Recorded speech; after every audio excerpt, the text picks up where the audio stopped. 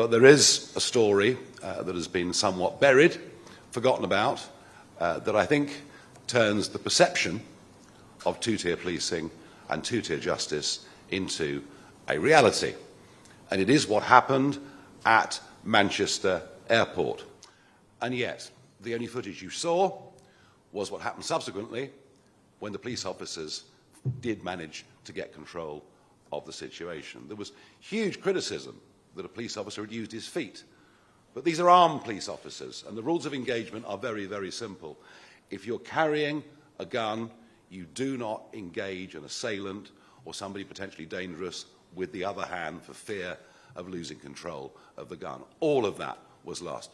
But what's happened in the intervening period? Well, nothing is the answer, and we think we know the answer. We think we know the reasons why this happened, and I'm going to hand over to Richard Tice, who's going to go through this in more detail.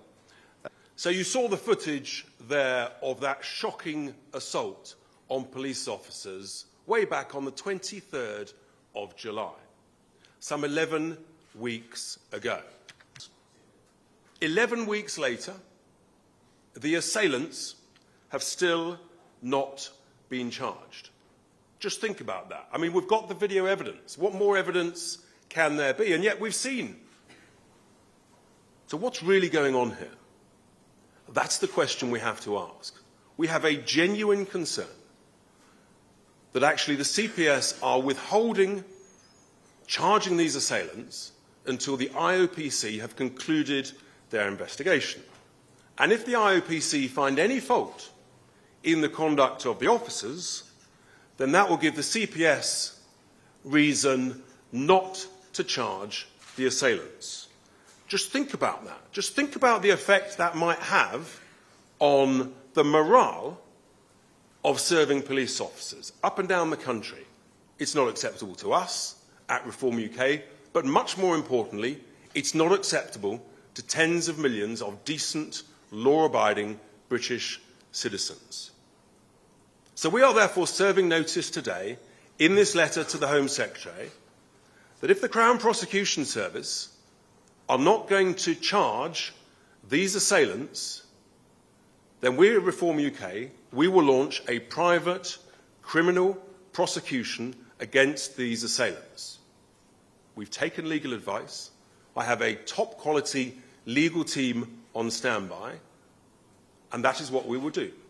And we will crowdfund it, and I'm very confident that we will raise considerable sums in order to carry out such a prosecution, and in order to provide the confidence that our serving police officers up and down the country want in their duty. It is completely unacceptable for the CPS not to charge these people. This situation is untenable. It's 11 weeks on. We're left with a situation where we genuinely ask the question, has a degree of misconduct or misfeasance gone on by senior officials at the IOPC, at the Greater Manchester Police, and by the CPS? This is not a good place for law and order to be in the United Kingdom. It is a very bad thing if tens of millions of British people think that we have two-tier policing and two-tier justice. That is the contents of this letter to the Home Secretary. We look forward to her reply and her statement on this issue, but the British people want action, we want answers, we want equal, fair, prompt justice.